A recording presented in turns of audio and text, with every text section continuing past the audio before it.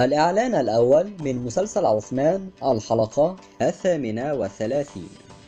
هذا الفيديو ترجمة الإعلان وملخص الأحداث فقط وليس التحليل، لكن أقوى التحليلات والأحداث كاملة في الفيديو القادم إن شاء الله.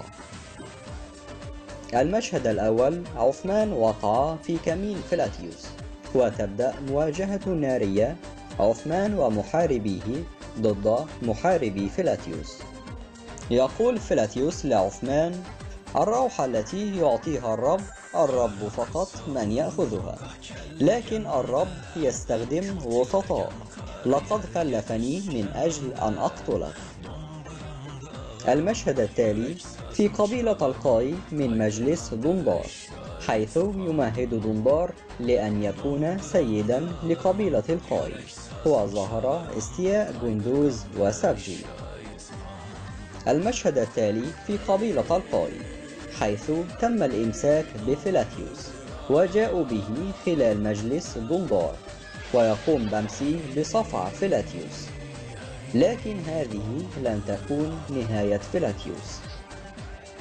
المشهد التالي: بين دندار وهازال. تقول هازال لدندار: متى سوف يقام هذا المجلس أيها السيد؟ فيقول دندار: الوقت المناسب يا امرأة. إن خرج عثمان وأتى سيتلخبط الوسط. المشهد التالي: مواجهة بين بمسي وسبجي في مجلس دندار. المشهد التالي: في قبيلة القاي، سبجي يجتمع مع بعض محاربي القاي. يقول سبجي للمحاربين: غدا كونوا مستعدين لإراقة دم الأخ.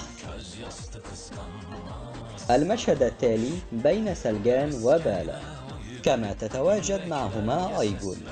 تقول أيجول لسلجان وبالا: السيد سبجي وأبي سيقيمان مجلسا للسيادة. تقول بالا لسلجان: هل سيقبل عثمان بهذا؟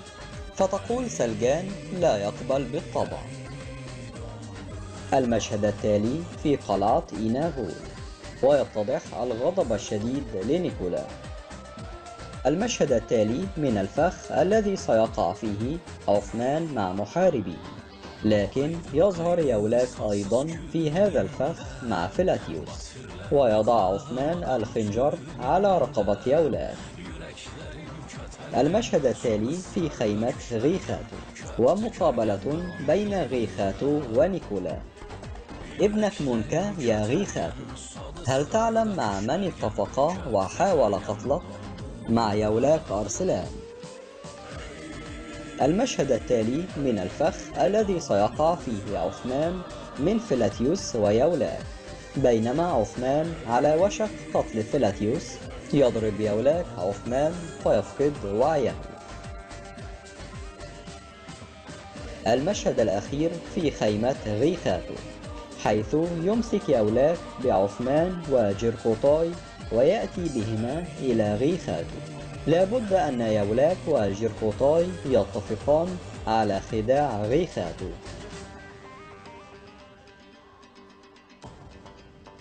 الصوت الأخير تقريبا لسبجي: مثلما قمنا ببيعنا لعثمان فسيبيع عثمان لغيخاتو أيضا. ما سيحدث للقاي مجددا.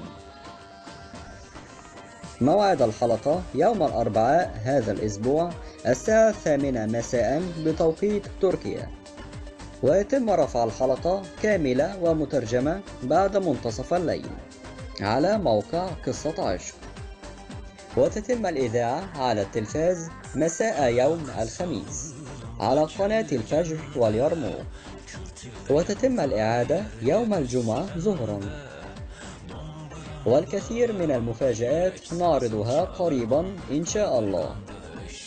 وكالمعتاد نخبركم متابعينا بكل ما هو مميز، فلا تنسوا الضغط على إعجاب والتأكد من تفعيل وصول كل الإشعارات حتى تصلكم الحلقات الجديدة. نراكم بخير في فيديو جديد، والسلام عليكم ورحمة الله وبركاته.